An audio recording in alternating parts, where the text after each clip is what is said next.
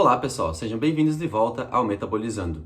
E hoje esse vídeo é especial para a Luísa e o Logan, que comentaram aqui embaixo e perguntaram quais são os efeitos da inflamação do tecido adiposo em outros tecidos no indivíduo com obesidade. E se você também tem curiosidade sobre esse tema, fique comigo que eu vou te explicar tudinho sobre esse assunto. Welcome aboard this crazy ride. Então eu comecei aqui deixando um adipócito branco para vocês.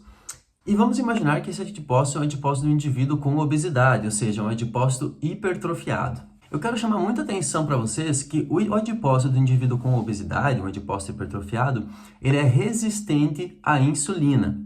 E o que isso quer dizer? Eu já expliquei sobre os efeitos da insulina no adipócito em outro vídeo, mas eu vou fazer um breve resumo aqui sobre o que acontece com os processos de lipogênese e lipólise induzida pela insulina durante o dia. Então, se nós observarmos aqui no eixo Y as taxas de lipólise e no eixo X a variação durante o dia, nós vamos observar que quando o indivíduo está em jejum, ou seja, no período que ele não está alimentado, a lipólise está aumentada por vários motivos, e um deles é que os níveis de insulina estão baixos no sangue, e quando o indivíduo se alimenta, ele ingere carboidratos, proteínas, lipídios, os níveis de insulina vão aumentar no sangue em resposta a esse alimento, principalmente glicose, mas também outros componentes da dieta, e a insulina vai estimular a lipogênese e também vai reduzir as taxas de lipólise, que eu já expliquei em outro vídeo.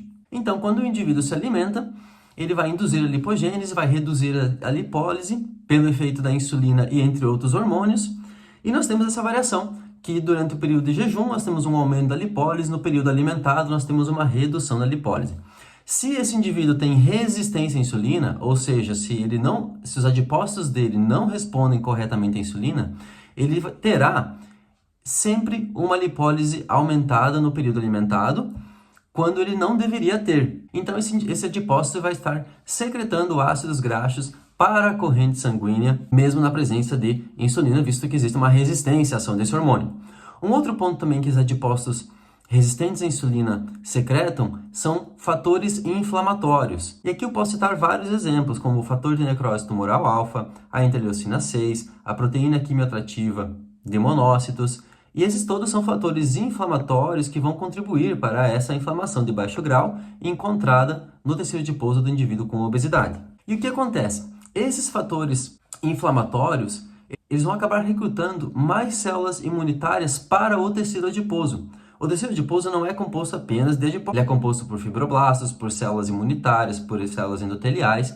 E no tecido adiposo do indivíduo com obesidade, ele tem uma maior proporção de células imunitárias e o perfil dessas células imunitárias também tem um perfil mais inflamatório.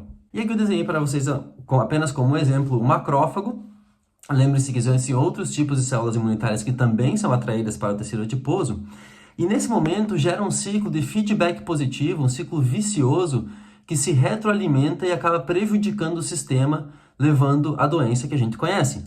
Então, os ácidos graxos livres, os fatores inflamatórios, eles vão induzir um perfil mais inflamatório nessas células imunitárias, e essas células imunitárias, elas vão produzir e secretar mais fatores inflamatórios que vão levar à resistência à insulina nos adipócitos, ainda mais. O que eu quero ressaltar aqui para vocês, pessoal, é que em humanos fica muito difícil estabelecer quem vem primeiro, se a inflamação induz resistência à insulina ou se a resistência à insulina induz a inflamação. Em modelos animais e em modelos de cultura de células, nós temos evidências suportando as duas hipóteses, ou seja, a resistência à insulina nos adipócitos induzindo uma inflamação e aumentando o recrutamento de células imunitárias e piorando a resistência à insulina, mas também nós temos inflamações suportando a hipótese contrária, ou seja, a inflamação no tecido adiposo e nos adipócitos que leva à resistência à insulina.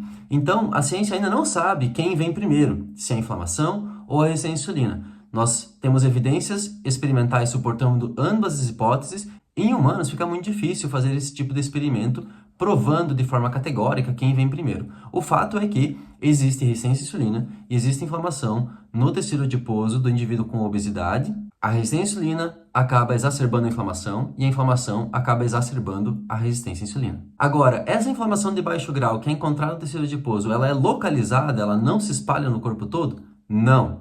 A resposta é que, no indivíduo com obesidade, essa inflamação de baixo grau, ela é generalizada, ou seja, ela é encontrada em vários outros tecidos também. Eu deixei aqui para vocês exemplos do fígado, do músculo e do cérebro. Esses 3 órgãos são muito importantes para a manutenção da homeostase energética e para as funções do corpo humano. O fígado, ele é o responsável pela manutenção da glicemia em períodos de jejum. O músculo esquelético, ele é o principal captador de glicose nos períodos após a alimentação, principalmente em resposta à insulina. E o cérebro é primordial no controle da ingesta alimentar e da saciedade. E esses 3 pontos estão desregulados no indivíduo com obesidade. Tanto a manutenção da glicose em jejum, tanto a captação de glicose em resposta à insulina no músculo esquelético, no fígado, no tecido adiposo e também a saciedade.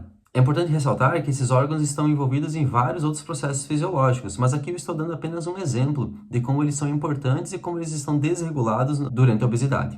Como citei anteriormente, no adipócito com resistência à insulina e com inflamação, existe um aumento da secreção de ácidos graxos e também de fatores inflamatórios. O aumento da secreção de ácidos graxos livres pelos adipócitos vai aumentar a deposição de gordura nesses outros tecidos, como o fígado, o músculo esquelético e outros. E isso a gente chama de gordura ectópica. Também, os fatores inflamatórios secretados pelo tecido adiposo vão atuar no fígado, no músculo esquelético e no cérebro.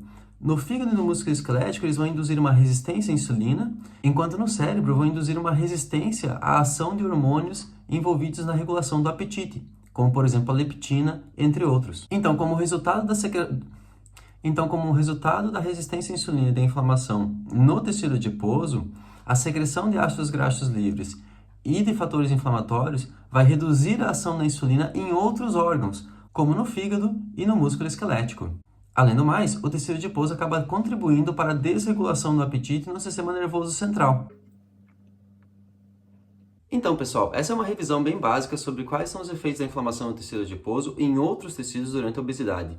Se você tem curiosidade, se você tem dúvidas ou perguntas, comente aqui embaixo que nós vamos ficar felizes em responder para vocês. Não se esqueça de curtir e compartilhar o vídeo, se inscreva no canal, um abraço e até a próxima! Welcome aboard this crazy ride.